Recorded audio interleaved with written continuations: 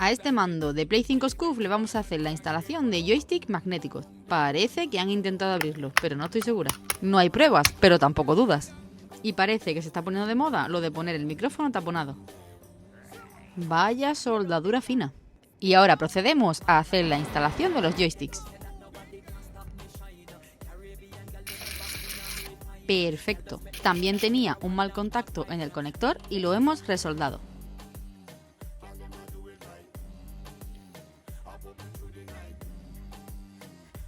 Y ya lo tenemos listo. Nos vemos en el siguiente vídeo.